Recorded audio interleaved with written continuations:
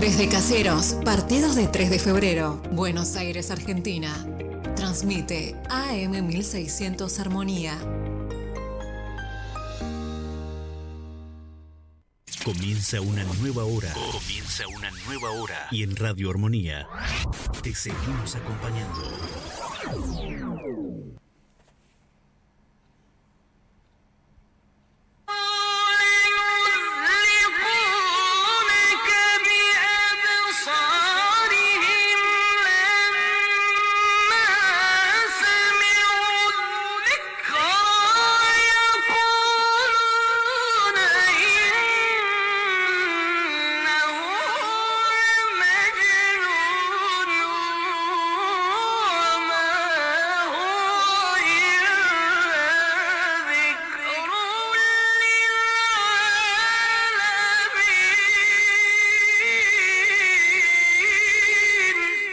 صدق الله العلي العظيم وبلغ رسوله النبي الكريم.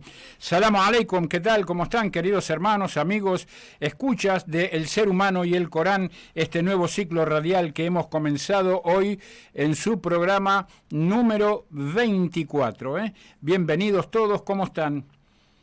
Sí, asombrados, los límites parecen no existir más hoy en la especie humana, en la locura humana, en la maldad del ser humano, de verdad, límites.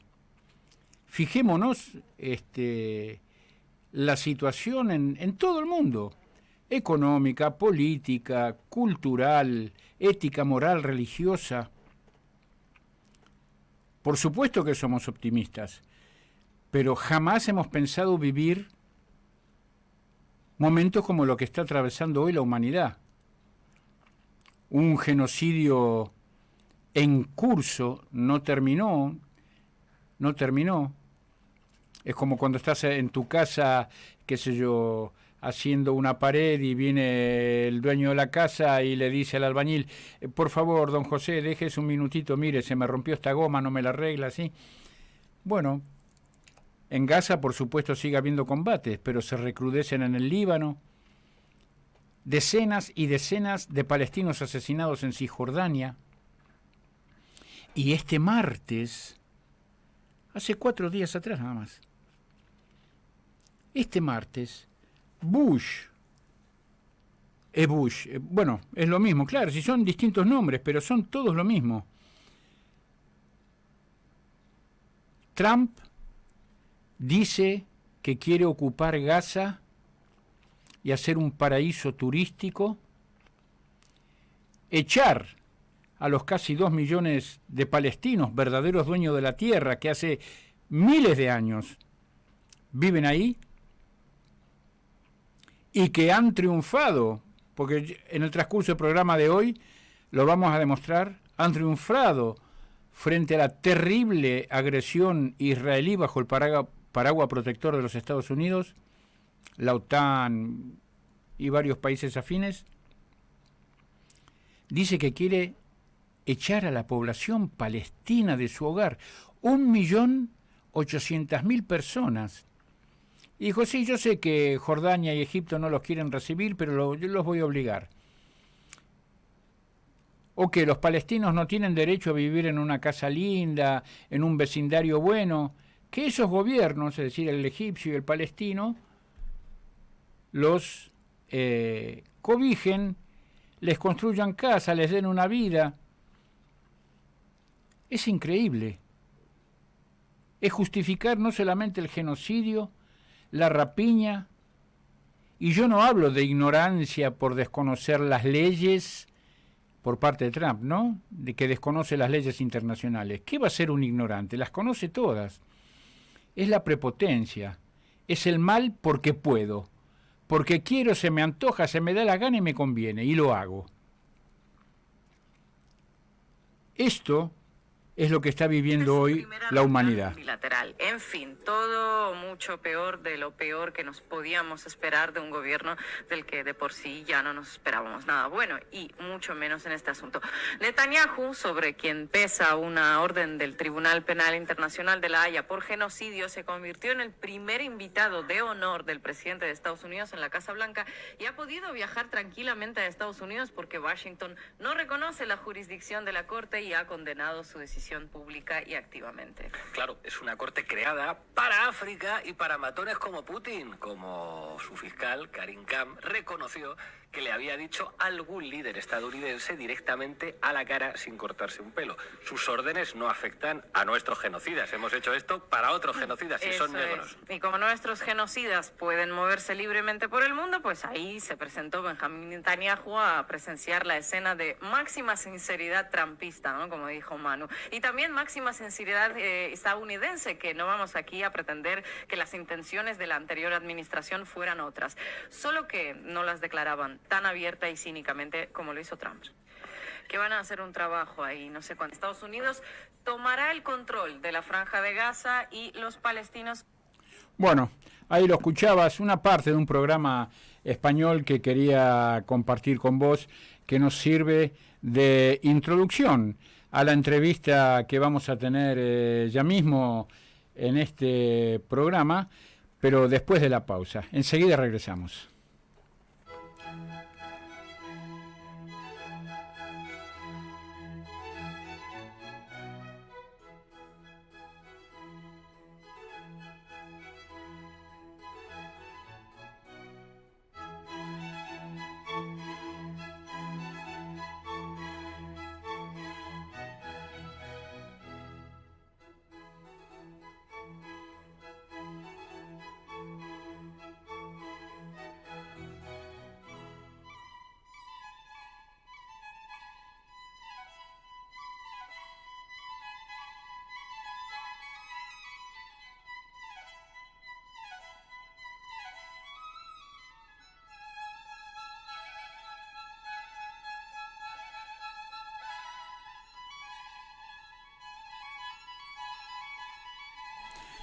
Segundo bloque y seguimos tocando el tema.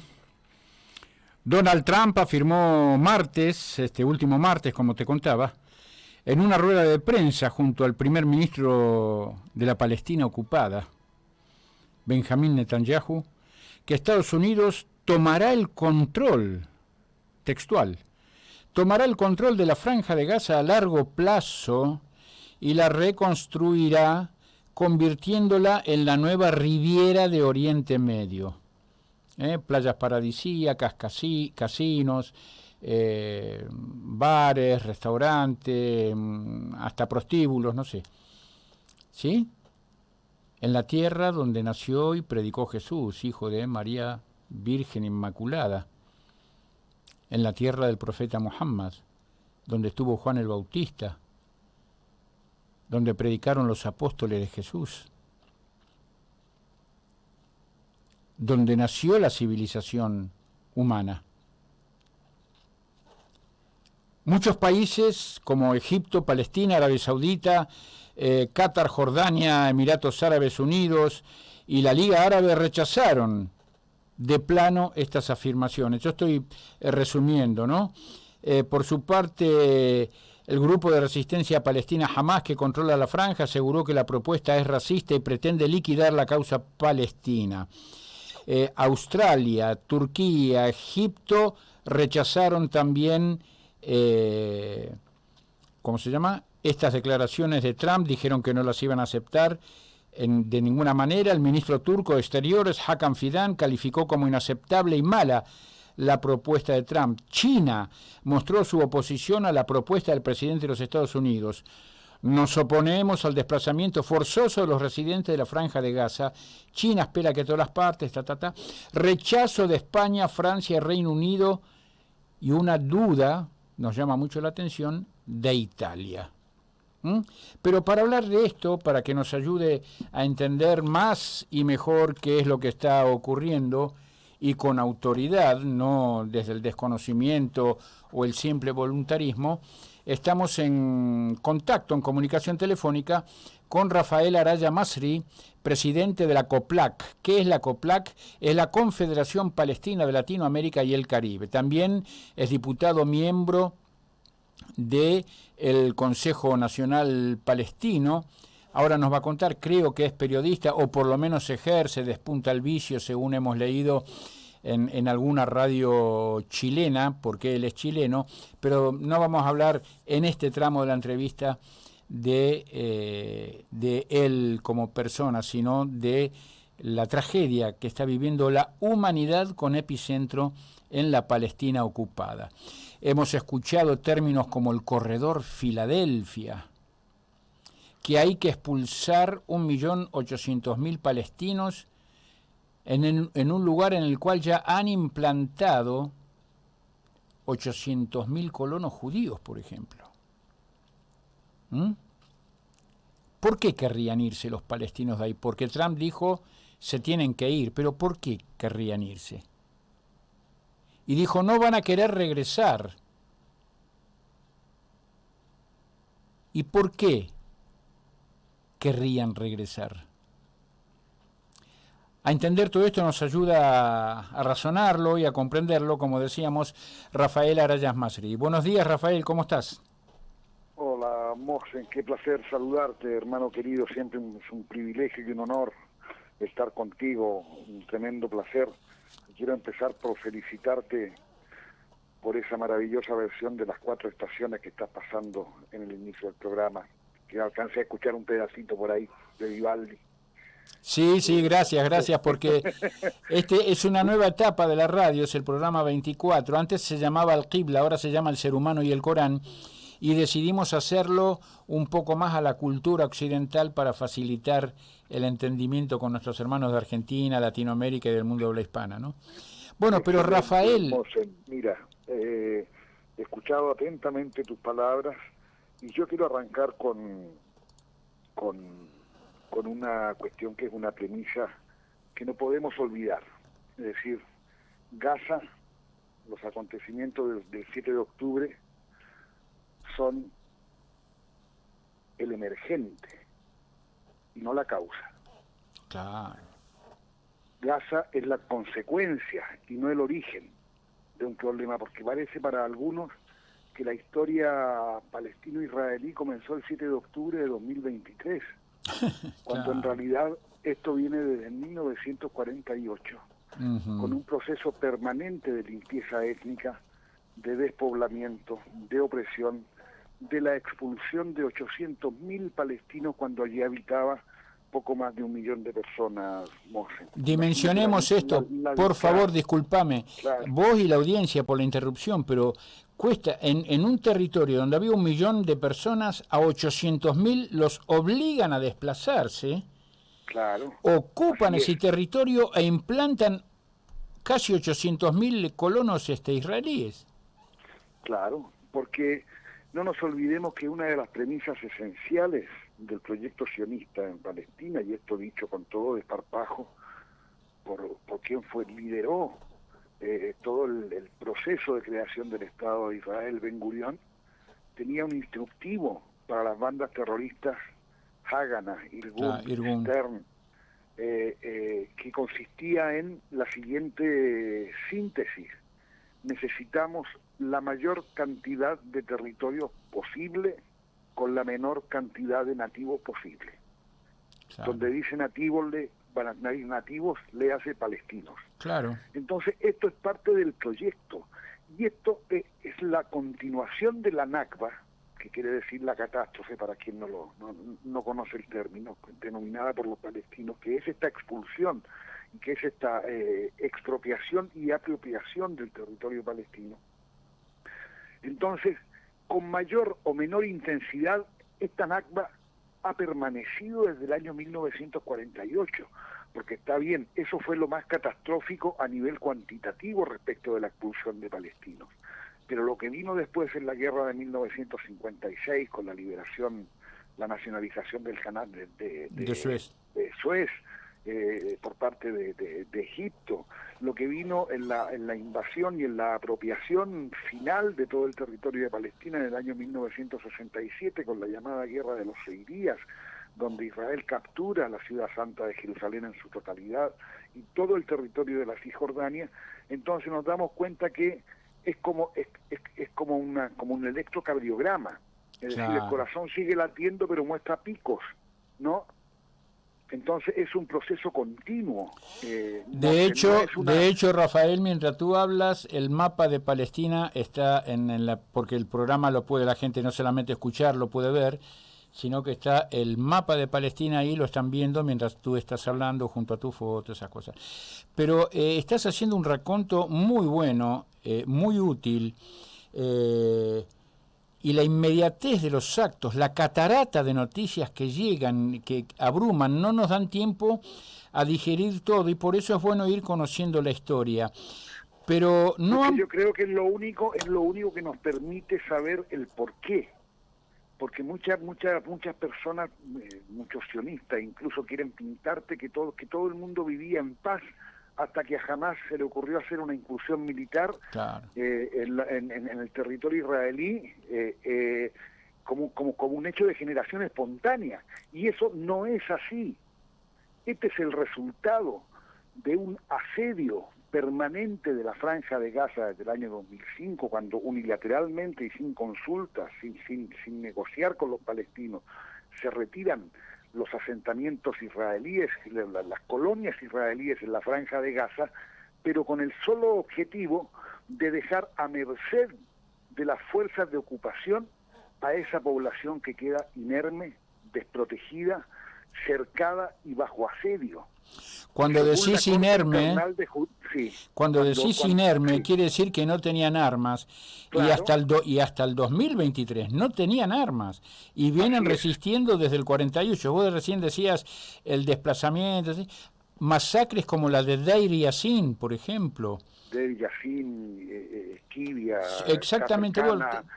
Es un proceso permanente de masacres, Tantura, que ha sido descubierto incluso con testimonios que rozan lo obsceno y pornográfico de parte de los protagonistas. Existen videos en YouTube donde quienes participaron de la brigada Alexandroni, que era el grupo terrorista israelí judío en el proceso de arrebatamiento de tierra, masacraron a toda una población, y hoy se sospecha que todos los cadáveres de los 200 fusilados, y esto contado por historiadores israelíes, esto no es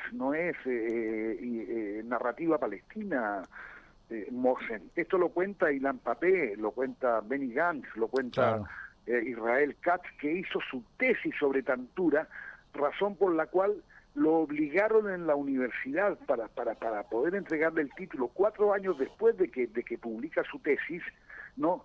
Lo obligaron a arrepentirse y a desdecirse de todo lo que dijo. Entonces, es decir, el control del propio Estado de Israel sobre sus ciudadanos, sobre los factores de oposición a las políticas sionistas, también es un elemento que juega en el genocidio palestino, porque sostener la agresión, sostener el genocidio, también era la única manera de sobrevivencia política de Benjamín Netanyahu. Claro. Cuando el jefe de la inteligencia egipcia, 10 días antes de la incursión de Hamás, llama personalmente al primer ministro israelí para decirle que han detectado movimientos de las milicias de Hamás, que por las características están preparando un inminente ataque a gran escala, Netanyahu les dice: tengo todo bajo control, incluso tenemos la previsión para cubrir cualquier tipo de eventualidad. 5 días antes lo llama el subdirector de la CIA para advertirle lo mismo, y 3 días antes lo llama el Mossad. Y Netanyahu ignora todo. ¿Pero por qué ignora todo? Porque la situación interna de la política israelí, querido hermano, claro, él lo tenía... marcaba en ese momento que desde hacía 2 meses, todos los días sábados, frente a su casa se juntaban 100.000, 150.000, 200.000 personas exigiendo de la renuncia por la intención de Netanyahu de modificar el modelo judicial israelí para hacer que el gobierno de turno pudiera designar jueces y fiscales. Es decir, todo construido a la conveniencia de Netanyahu. Y por otro lado, la Corte Suprema de Justicia había ordenado la reapertura de los 3 juicios de corrupción por los que está siendo juzgado Benjamín Netanyahu y que seguramente van a terminar con sus huesos en la cárcel, según la opinión generalizada de los medios. Corrupción en defraudación del Estado y por supuesto, violación a no sé cómo se llama, cómo está tipificado contra una mujer allí. También se creen total y absolutamente impunes que pueden hacer lo que quieran. Volviendo al tema... También hay retornos de la compra de los submarinos alemanes que Israel compró a Alemania, donde no dejó intervenir a nadie, el negocio lo manejó él. Entonces, tanto él como su esposa Sara, que ahora está viviendo en Miami, parece protegiendo a su hijo menor, que es otro desalmado, ambos están involucrados en recibir... ¿cómo se dice esto? Cuando reciben regalos indebidos, ¿no? A la aceptación de regalos que en realidad eran verdaderas coimas. Claro. Que grandes empresarios periodísticos le entregaron a Netanyahu, entre ellos Sheldon Adelson, el gran sionista norteamericano fallecido ahora, que creó el diario gratuito Israel Hayom en Israel. Entonces, en conclusión, Mosen, tampoco para aprovecharme del tiempo que me brindas, el principal concepto que tenemos que tener de esto es que Gaza es una consecuencia y no la causa de nada, ¿no? Aparte, bueno, cuántas preguntas, cuántos temas que podemos tocar, pero para avanzar sobre el tema principal que nos convocaba y cerrar esta parte, vos hablaste del Irgun, de la Haganá, son del grupo Stern, eran grupos terroristas considerados así por las Naciones Unidas y que volaron el Hotel King David, el USS Patriot, con judíos inclusive ahí adentro para victimizar y para atraer la atención internacional. Y la famosa frase de Golda Meir, un pueblo sin tierra para una tierra sin pueblo, ¿no es cierto? Ella en realidad lo que dice también es que no existe nada que pueda ser llamado Palestina. Palestina, claro. ¿No? Cuando ella pedía visa a Palestina para ingresar al territorio cuando venía, no sé, no me acuerdo si de Hungría, de Checoslovaquia, de algún país de detrás de la cortina de hierro.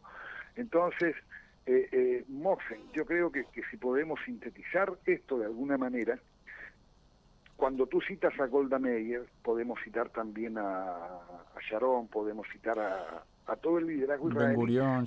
Ben Gurión, tú te encuentras con que grandes líderes de esos grupos terroristas terminaron siendo primeros ministros. Claro. Y cuando tú planteas la demolición, el atentado que voló el Hotel King David en Israel, ¿por qué fue? Porque ahí estaba alojado el conde Folke Bernadotte, un diplomático de la nobleza sueca, además, que concurre a Palestina precisamente por mandato de la ONU para verificar todas las violaciones que estas bandas terroristas estaban haciendo en contra de la población civil palestina. Y el camino más corto para ellos, por supuesto, fue eliminarlos junto a otras 89 o 90 personas que fallecieron en el atentado terrorista, porque Israel fue construido a base de terrorismo.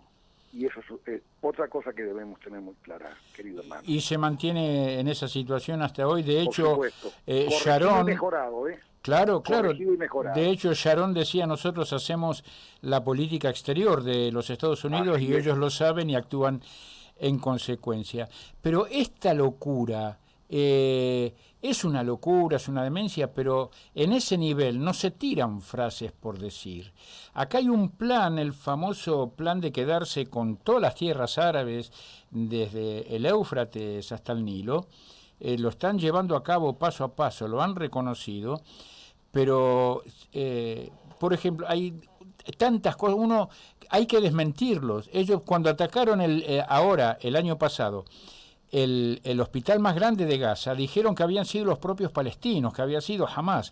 Después atacaron otra cantidad impresionante de hospitales. Cuando decían que ellos no cometían genocidio, bueno, arrasaron con Gaza. Son bombas de ensayo que está tirando Trump para ver cuál es la reacción internacional, ¿O de verdad pensás que va a intervenir el ejército de los Estados Unidos, que van a terminar de matar a las personas que no se quieran ir y que van a hacer... y Cisjordania, porque hay una tregua firmada que no se está cumpliendo por parte de Israel en Gaza, pero ¿cuántas personas han matado desde el 1 de año hasta ahora? O desde que entró en vigor, creo que fue el 15 de enero, no sé, vos me corregirás, cuando entró en vigor el acuerdo, ¿cuántas personas mataron en Cisjordania? En Cisjordania ya hay 890 muertos, asesinados. Porque mientras duró el fragor de la agresión en Gaza, eso servía también como una cortina de humo, lo utilizaron como una cortina de humo para atacar Jenin, para atacar Nablus, para atacar los campamentos de refugiados palestinos en la ribera occidental, Ramallah incluso, los campos de refugiados que hay cerca de Ramallah. Es decir, iban con sus topadoras. Hay videos espantosos con esas máquinas que como excavadora, pero que lleva una rueda de acero en el medio y van caminando sobre las calles y van destruyendo las calles y las carreteras para dejar incomunicados a los poblados palestinos. Y no solo eso, sino que todo esto ha sido un tremendo acicate e incentivo para que es lo que yo llamo las bandas paramilitares israelíes, que son los colonos, todos ilegales según la ley internacional, se desbanden y ataquen ellos bajo protección del ejército y la policía israelí y agredan a los civiles palestinos, les quemen sus autos, les quemen sus siembras, les quemen sus olivos, les maten sus ovejas a los pastores, ante la absoluta e impasible mirada complaciente de las propias fuerzas de seguridad israelíes. Entonces, realmente uno se plantea, y yo aquí he querido ir un poco más a fondo también para entender y para aprehender, digamos, la lógica que lleva esto. Y leyendo a Nurit Peled, una gran filóloga israelí, que ella tuvo aparte una situación personal donde muere su hija en un atentado en Conocemos, sí. Y ella, superando ese dolor, va a buscar el origen la raíz de la cosa, claro. La raíz, claro. Y ella entiende y resume que el soldado israelí, aquel que hoy está sacándose las selfies vestido con ropa de una mujer palestina donde le robaron la casa, vos viste. Que está andando en un triciclo de juguete de un niño, que está de espaldas a un lugar donde dentro de 4 segundos van a volar un barrio entero en Gaza, muertos de la risa. Entonces lo que Nurit explica con esto, Moxen, es que el sistema educativo israelí, desde el jardín de infantes, los prepara personaliza, invisibiliza y demoniza la presencia palestina en, comillas, la tierra prometida de Israel. Y desde esa educación desde niños hasta que terminan el secundario, pasan directamente al ejército. Entonces, hemos visto algunos videos donde inspectores de establecimientos educacionales en la Palestina ocupada, vamos a decir Israel, van a visitar colegios y cómo adoctrinan a los chicos con el odio hacia los árabes, hacia los palestinos, y hemos visto firmar las bombas de niños firmando bombas, sí, contra las bombas dirigidas al Líbano en el año 2006. Exactamente. Esas primorosas niñitas de cabellos rubios al viento firmando las bombas que van a lanzar el ejército israelí contra estos soldados después se los premia, entre comillas, y los mandan a vacacionar y eligen la Patagonia Argentina y la Patagonia chilena, donde ya hay vastas zonas que están ocupadas por esta gente. No sé si tenés opinión al respecto. Mira, yo no creo que exista en torno a eso, realmente descreo de un proyecto geopolítico de fondo en la Patagonia, porque si acá vienen 3.000 soldados, y esto lo he investigado, 3.000 soldados, 4.000 soldados, la Patagonia chileno-argentina, a Tailandia van 15.000. Claro. ¿No? Y al Asia suman 30.000 que van todos los años con las vacaciones pagadas por el Estado de Israel, y yo no pienso que vayan a Tailandia para pensar en crear un nuevo Estado. No, pero hay antecedentes sí, y hay... Van creando pequeños enclaves. Ahora, a eso me refiero. En Chile existe también una fuerte resistencia de los propios chilenos, donde tienes hoteles y hosteles donde dice prohibido el ingreso a soldados israelíes. Pero no por una cuestión, no te diría ni ideológica, sino porque se van de esos hoteles robándose las toallas, robándose las sábanas, robándose mobiliario y huyendo por las ventanas para no pagar las cuentas. Recordemos que un soldado israelí quemó 35.000 hectáreas en un parque nacional donde estaba absolutamente prohibido hacer fuego. ¿En dónde fue eso? Esto fue en el Parque Nacional Torres del Paine, en Chile, en la Patagonia chilena, cerca de Punta Arenas. Ajá. Entonces, en Chiloé continental. Y con la promesa de que esto iba a ser resarcido por el gobierno israelí, lo dejaron libre, lo dejaron regresar a Israel y jamás se hicieron cargo de nada. Es decir, son verdaderos, son como marabuntas. Bueno, acordate cuando fue las queridas hormigas, ¿no? Cuando fue la pandemia que Pfizer le hizo juicio a Israel y no le quería entregar más vacunas porque no las pagaba, ¿no es cierto? Siendo bueno, pero para ir todo lo que hicieron en Bosnia, en Serbia con la extracción de órganos, eran todas bandas. Y lo mismo ocurre en Palestina, ¿eh? Claro, con la extracción de órganos para trasplante, entregan a los chicos, a los jóvenes cosidos desde la pelvis hasta el cuello. Hablando de entregar, quiero ir cerrando la nota, Rafael.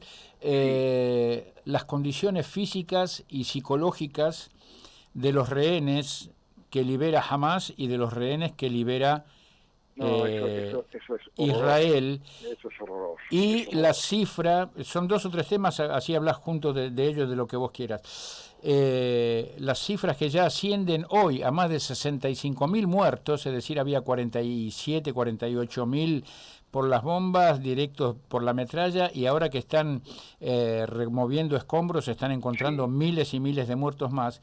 Y las secuelas psicológicas de esos hijos que han quedado, que han visto a sus madres violadas, a sus padres asesinados, a sus casas destruidas, que han quedado con el trauma y el shock de... Acá en la televisión en Occidente nos muestran el ruido de la sirena en Jerusalén y la gente escondiendo el refugio y diciendo pobrecitos. Pero las secuelas psicológicas, psíquicas que le quedan a esa gente... Es inenarrable, querido y respetado hermano Mohsen, el horror al que ha sido sometido la población palestina. Es decir, cuando tú constatas que nace un niño en medio de un bombardeo y es asesinado al siguiente bombardeo 3 o 4 días después, ya no puedes imaginarte más horror que eso. El estado de los hospitales, médicos presos, todavía no sabemos nada de los últimos médicos que arrestaron y que los llevaron a cárceles de máxima seguridad, donde están siendo torturados, detenidos, vejados, ¿no? Y nos vamos enterando de a poco de que han muerto en muchos centros carcelarios. Entonces, ya la inhumanidad, la falta de compasión, yo no te digo que en una guerra no existan atrocidades, pero hasta la propia guerra tiene reglas, y tiene normas, y tiene una ética que debe ser respetada. Cuando tú ves a los prisioneros, lo que tú lo mencionabas, a los prisioneros israelíes, no te digo rozagante, pero sí en muy buena condición, siendo entregados, cumpliendo con el pacto de cese al fuego, y tú ves el daño físico con que salen los palestinos absolutamente desnutridos, con las miradas llenas de terror, con toda la esperanza y la alegría de recuperar la libertad, pero con la huella del horror sufrido en las prisiones israelíes, te das cuenta de que existen, de que hay un lado que ejerce una ética y otro lado que la ignora absolutamente. Ultimísima, que nos quedamos sin tiempo, Rafael. Yo pienso que al principio decía que era optimista porque veo que la gente, los pueblos, toman conciencia, a pesar del bombardeo mediático que hay en contra. Pero ¿qué tendría que suceder para que haya, no solamente, porque para que haya paz tiene que haber justicia, ¿sí? Y vos, como palestino, si bien naciste en Chile, ¿qué pensás que tiene que ocurrir para que haya justicia y paz en esa zona? Mira, por ahora nos están entregando la paz de los cementerios, el sionismo, pero tú dijiste una cuestión que es clave. O sea, la paz no es la ausencia de violencia, son hechos de justicia sobre el terreno. y en la medida que existen personajes como Donald Trump, que le dan alas al proyecto sionista de seguir comiendo el territorio, de expandirse, no han cumplido con el acuerdo, con la tregua del Líbano, siguen ocupando, siguen bombardeando el sur del Líbano, han ocupado, han hecho lo que ellos llaman eufemísticamente una línea de amortiguación en Siria, se han tomado la cima del monte Hermón y dicen que no la van a devolver nunca más. Es decir, si la comunidad internacional, la misma que dio origen al Estado de Israel, no resuelve asumir medidas coercitivas contra el Estado de Israel, esta es una cuestión que va a seguir constituyéndose en un drama cotidiano. Es decir, yo en lo que creo, además, y acá puedo decir que hemos tenido una victoria en medio de este terrible dolor, que es que hemos logrado, personas como tú, como yo, como todos los militantes de esta causa, querido Mohsen, que el tema palestino por 1 año y 3 meses haya permanecido en la cresta de la conciencia universal. Es decir, cuando yo veo cientos de jóvenes judíos tomándose la estación del metro en Nueva York, con unas remeras negras con letras blancas que dice no en nuestro nombre. Y en las universidades en Norteamérica. Las universidades, que 8 universidades hayan resuelto desinvertir sus fondos en proyectos de ocupación en las colonias israelíes, es decir, hay una luz de esperanza. Y que en los 3 países, Inglaterra, Alemania y Francia, que han prohibido y han condenado incluso judicialmente, bajo amenaza judicial, han prohibido la utilización de símbolos palestinos como la bandera, como un pin, como un prendedor o como cualquier, o con la media sandía. Pero eso te iba a decir, lo metieron en cana a un tipo porque tenía la sandía en la remera. Claro, esos 3 países que prohibieron la exhibición de símbolos palestinos tuvieron las manifestaciones más grandes del mundo en defensa de los derechos palestinos. 1 millón de personas en Londres, Mohsen, 400.000 en Berlín, 600.000 en París. Entonces, es una cuestión indetenible. Y finalmente, los gobiernos surgen de elecciones. Y si los tipos quieren sostener el poder, van a tener que cambiar. Tú me mencionabas al principio con mucha claridad los países que han repudiado y condenado esta acción de Trump, estas declaraciones de Trump y los intentos de evacuar de vaciar la franja de Gaza de palestinos. Es decir, yo de las declaraciones más contundentes que escuché, y acá se me genera la contradicción, fue la de Scholz de Alemania. Uh-huh. Como un tipo que fue el segundo mayor proveedor de armas de Israel, hoy condena de la manera más vehemente el proyecto de vaciar Gaza de palestinos. Entonces ahí se prende una luz de esperanza, Mohsen. Hay una propuesta que la está haciendo Malasia de expulsar o suspender a Israel de la ONU. Es decir, hay iniciativas, hay países como lo hizo Sudáfrica, que quieren dar un paso más allá para llevar justicia al pueblo palestino y hacer una paz en base a la justicia. Entonces hay gestos esperanzadores más allá del dolor, más allá de la destrucción y más allá del genocidio, querido hermano. Uh-huh. Rafael Araya Masri, te agradecemos tanto estos minutos, te queremos felicitar. Empezamos tuteándonos porque somos amigos. ¿Cuánto hace? 30 años, no sé cuánto hace que nos conocemos, y quiero decirle a la gente lo que voy a hacer. No sé, el profeta enseñaba que no hay que alabar a la gente delante de las personas, sino que en ausencia de ellos hay que hablar bien. Pero no le conocemos un resbalo a Rafael. En 30 años de amistad, de conocimiento, y cada vez que te vemos ahí en la televisión, ya sea con Borroni, ya sea con Liliana López Foresi, que me encantó esa nota, el tono de esa nota, y en tantos otros medios y en esta batalla constante, le pedimos a Dios que te bendiga, y en nombre de la comunidad te agradecemos, Rafael, y bueno, a seguir en la lucha. El agradecido soy yo, y te repito, siempre es un privilegio hablar contigo, y casi como tengo el privilegio y el honor de considerarte tu amigo, querido hermano. Un gran cariño a la audiencia, un abrazo con todo el afecto, y estamos en contacto y disponible para cuando tú lo requieras, querido Mox. Inshallah, y con la llave en la mano, ¿no es cierto? Dios te bendiga, hermano. Igualmente, hasta siempre. Hasta siempre, chao. Bueno, fue Rafael Araya Masri, presidente de la COPLAC, la Confederación Palestina para América Latina y el Caribe, y con quien hablamos un poco de todo, sí, una charla de amigo, porque sirve mejor todavía para entender qué es lo que está ocurriendo. Pero esta locura, ¿a alguien se le ocurriría quemar la ciudad en la que vive? Bueno, Nerón dice la historia que lo hizo. ¿Sí? No sé. ¿A alguien se le ocurriría matar a propósito para que no naciera una persona a 2000 niños de 2 años para abajo? Bueno, en la época de Jesús, en la época de Moisés ocurrió. Nos están agujereando el barco, porque la Tierra es el único planeta que tenemos. Como decía el venezolano el parche en el ojo, qué programa buenísimo ese. Es nuestra única nave espacial y la están agujereando. Como un avión cuando se rompe el vidrio y se despresuriza. Hay que pararlos. Hay que pararlos. No importa si sos descendiente de árabe o no, si sos musulmán o no sos musulmán.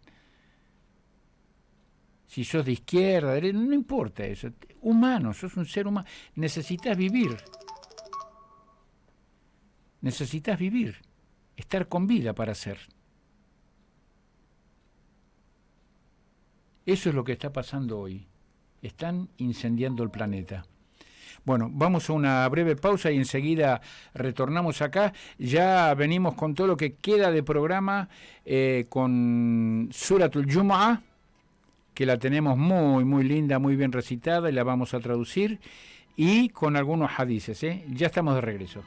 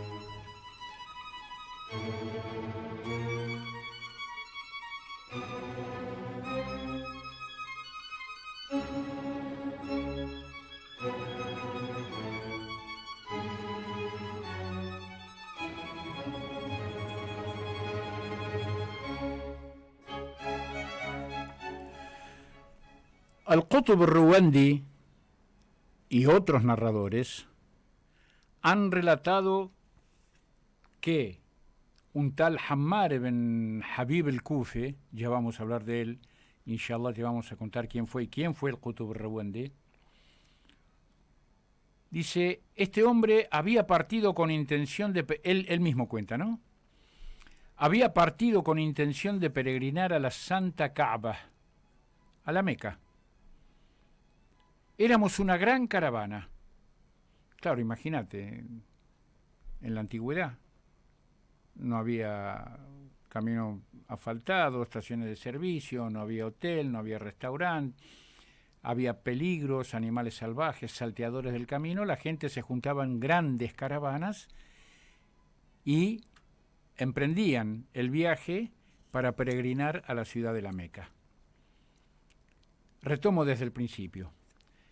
Qutb al-Ruwandi y otros narradores han relatado que dijo Hammar ibn Habib al-Kufi: había partido con intención de peregrinar a la Santa Kaaba y formamos una gran caravana.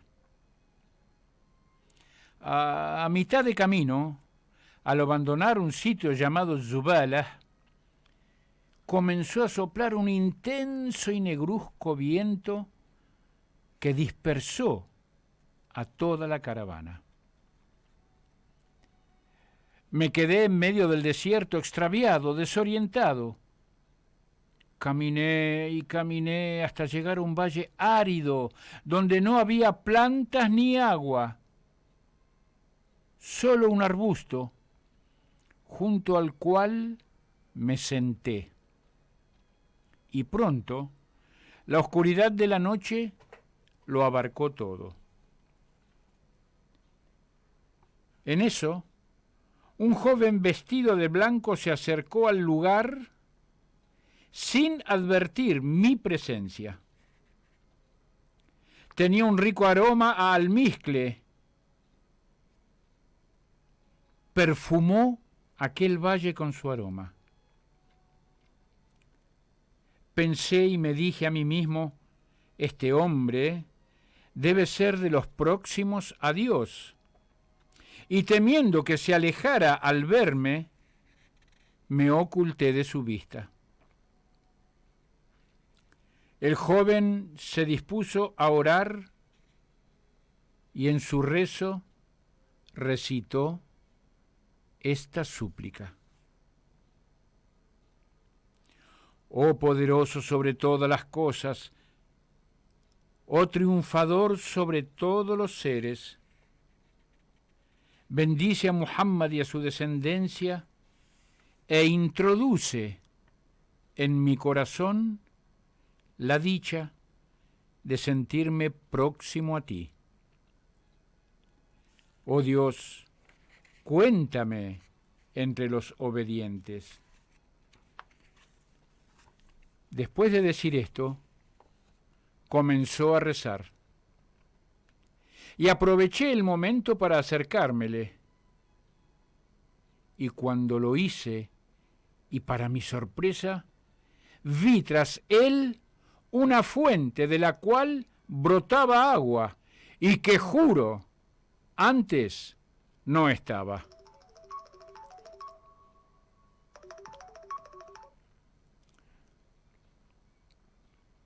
Entonces realicé la ablución y me ubiqué detrás suyo. De pronto apareció frente a ambos un mihrab, es decir, un nicho, un sitio de oración. Y cuando aquel joven recitó un versículo en el que Dios juraba por el castigo, el joven comenzó a llorar con angustia y lo repetía. Saben que estoy en la radio, la hawla wa la quwwata illa billah, saben que estoy en la radio. De pronto apareció frente a ambos un mihrab, un nicho de oración, y cuando aquel joven escuchó el versículo coránico en el que Dios habla del castigo, comenzó a repetirlo mientras lloraba. Así se mantuvo toda la noche. Faltando poco para que amaneciera, dijo: oh aquel a quien invocaron los extraviados, y aún así te encontraron guía. Oh aquel en quien se refugiaron los adoradores, y te encontraron su protector. Oh aquel a quien se aferraron los devotos, y te encontraron su destino. ¿Cuándo haya la paz alguien que sirve a otro que tú? ¿Cuándo siente alegría quien alberga en su corazón a otro que tú? Dios mío, se ha esfumado la oscuridad de la noche y aún no me siento satisfecho. Aún no me he saciado de saborear la dulzura de nuestras confidencias. Te ruego por último que bendigas a Muhammad y a su descendencia, y que hagas de mí lo que es digno de ti, pues ciertamente eres el más misericordioso de los misericordiosos. El que relata la historia, el que se había perdido en la tormenta, el que era parte de la caravana que se dispersó por la tormenta y que no encontraba rumbo, el que se escondió detrás de este joven para que el joven que rezaba no se diera cuenta que él estaba, retoma el relato y dice: en ese momento, cuando él dijo Ya Arhamar Rahimin, terminando su súplica, en ese momento dice, temí perderlo de vista. Por eso me acerqué y le dije, te pido por quien te quitó la tristeza y el cansancio, y por quien colocó en tu lengua el placer de la devoción. Ten misericordia de mí. Estoy extraviado, pero guardo la esperanza de imitar tu proceder. Quiero encomendarme a Dios como tú lo haces. El joven le dijo, si tu tawakkul, es decir, tu intención de encomendarte a Dios, es sincera, es decir, si vos sos sincero en esto que me estás diciendo y querés acercarte a Dios y hablar con Él como yo hablo, jamás te extraviarás. Y dice el hombre, el joven me tomó de la mano y me dijo, sígueme. Y de repente vi que el arbusto, el árbol en el que yo me había refugiado, desapareció. El joven tomó mi mano y sentí que la tierra que pisaba temblaba. Y después de unos pocos pasos, unos instantes después, dijo, Bushra, albricias, he aquí la majestuosa Meca. Es decir, en minutos, lo sacó del extravío del desierto y lo depositó en la Meca, en el santuario de la Meca. El hombre sigue hablando y dice, las voces de los peregrinos me rodearon, y antes de separarme del joven le rogué, por aquel en quien confías el día del juicio, dime con verdad, ¿quién eres? Y el joven respondió, si me lo pides de este modo, habré de informarte. Mi nombre es Ali ibn al-Hussein ibn Abi Talib, apodado Zainul Abidin.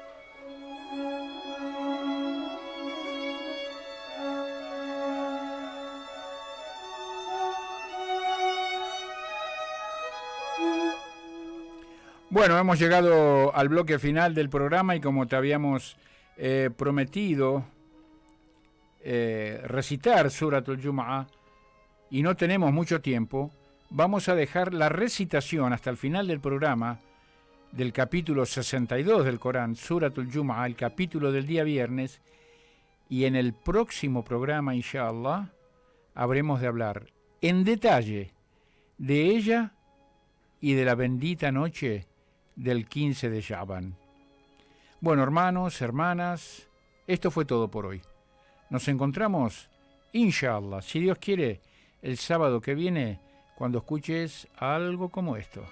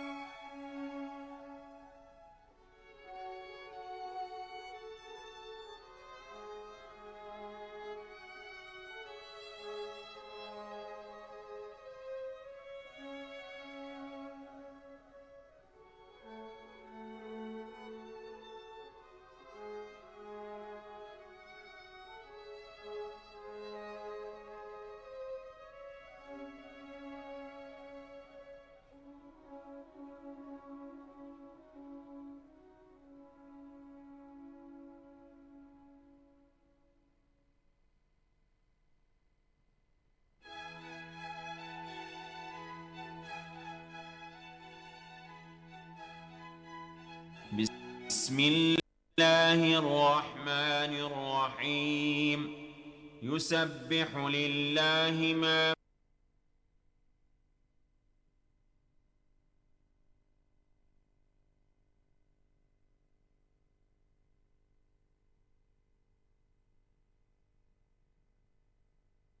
في السماوات وما في الأرض الملك القدوس العزيز الحكيم هو الذي بعث في الأميين رسولا منهم يتلو عليهم آياته ويزكيهم ويعلمهم الكتاب والحكمة وإن كانوا من قبل لفي ضلال مبين وآخرين منهم لما يلحقوا بهم وهو العزيز الحكيم ذلك فضل الله يؤتيه من يشاء والله ذو الفضل العظيم مثل الذين حملوا التوراة ثم لم يحملوها كمثل الحمار يحمل أسفارا بئس مثل القوم الذين كذبوا بآيات الله والله لا يهدي القوم الظالمين قل يا أيها الذين هادوا إن زعمتم أنكم أولياء لله من دون الناس فتمنوا الموت إن كنتم صادقين ولا يتمنونه أبدا بما قدمت أيديهم والله عليم بالظالمين قل إن الموت الذي تفرون منه فإنه ملاقيكم ثم تردون إلى عالم الغيب والشهادة فينبئكم بما كنتم تعملون يا أيها الذين آمنوا إذا نودي للصلاة من يوم الجمعة فاسعوا إلى ذكر الله وذروا البيع ذلكم خير لكم إن كنتم تعلمون فإذا قضيت الصلاة فانتشروا في الأرض وابتغوا من فضل الله واذكروا الله كثيرا لعلكم تفلحون وإذا رأوا تجارة أو لهوا انفضوا إليها وتركوك قائما قل ما عند الله خير من اللهو ومن التجارة والله خير الرازقين